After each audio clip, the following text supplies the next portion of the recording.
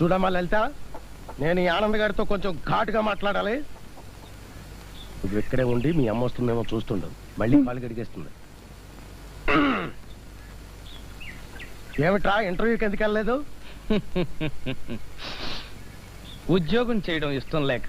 ఉద్యోగం చేయడం నీకిష్టం లేకపోతే నా కూతుర్ని నీకివ్వడం నాకిష్టం లేదు. వస్తుందా? రావట్లేదు నాన్న. మేనల్లుడు కదా అని చిన్నప్పటి నుంచి పెంచి పెద్దవాణ్ణి చేయడం నా తప్పురా. ఏంటి పెద్ద మాట్లాడితే పెంచాను పెద్ద చేశానంటావు? నువ్వేమన్నా పళ్ళు తోమేవా, చీమిడి తీసావా, సబ్రుద్దావా, బట్టలు తొడిగావా? అత్తయ్య నన్ను పెంచి పెద్ద చేసింది. నువ్వెంతంటే నువ్వెంత అనే వరకు వచ్చావు అనమాట. అయితే ఖచ్చితంగా చెప్తున్నాను విను. నీ అమ్మ రావట్లేదు కదా? రావట్లేదు నాన్న. ఏదో ఒక ఉద్యోగంలో చేరకపోతే ఎట్టి పరిస్థితుల్లోనూ లలిత నీకు ఇచ్చి పెళ్లి చేయను. అంతా నీ ఇష్టమేనా? తప్పుకో. లలిత నేను ప్రేమించుకున్నాం. ఏంటి ప్రేమించుకున్నారా? నీ మొహానికి ప్రేమ కూడానా? కృష్ణుడు వేషం వేస్తూ మూతిగా మేసాలేంట్రా? ఏ కృష్ణుడు మీసాలు ఉండవా? ఉండవు.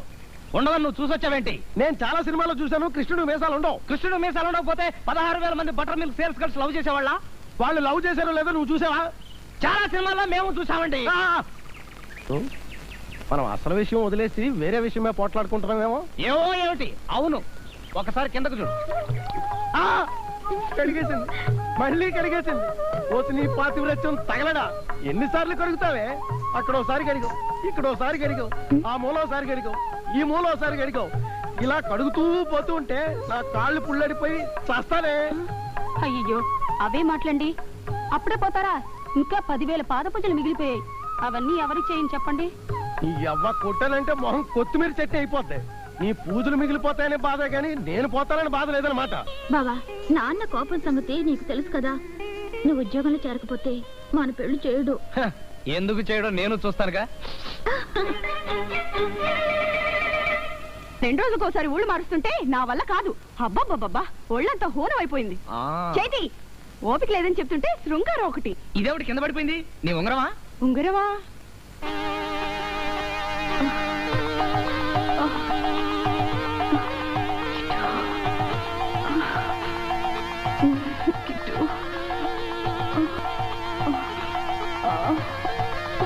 కిటయా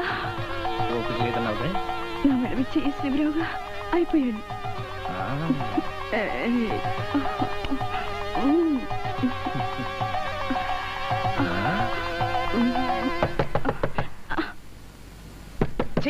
అదే నాకు మండుద్ది. ఈ టైంలో ఎవడది? చూసేస్తాను. త్వరగా వచ్చి. ఎవరండి? నాకు తెలుసండి మీరు ఇక్కడ ఉంటారని. అంటే కొత్త ఊళ్ళో నేను ఒంటరిగా ఏమైపోయినా పర్లేదన్నమాట. ఆ లక్క పెడతతో మీకు సరసాలు కావాలన్నమాట. పెదో బ్రతుకు, ఇంతకంటే నాకు సావచ్చినా బాగుండదు. కిట్టు, ఎవరితో మాట్లాడుతున్నావు? స్టేషన్ నుంచి ఇన్ఫర్మేషన్ వచ్చింది. ఏదో మర్డర్ కేసట. Start immediately, urgent, serious. ఈ చల్లో ఎలా వెళ్తానో ఏంటో. నువ్వు వెళ్ళి ఆ మంకే కేపట. అలాగే. అబ్బా, ఆగండి. అలా పెరట్లోకి వెళ్ళి బావి దగ్గర స్నానం చేసిరండి. స్నానమా? ఈ చల్లోనా? నా వల్ల కాదు. ఎంగిలి పళ్ళం కడకుండా ఇంట్లో పెట్టడం నా వల్ల కాదు. అదే నాకు మండుద్ది. స్నానం చేసిరండి, అదే చల్లబడుతుంది. ఏం చేస్తాం? కర్మ కర్మ. అబ్బా, అమ్మా,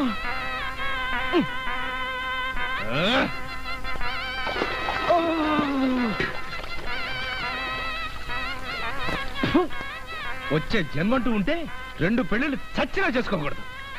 3 పెళ్లిళ్ళు చేసుకోవాలి. 2 పెళ్ళాలు రానికపోతే 3వ దానిటికైనా వెళ్ళొచ్చు.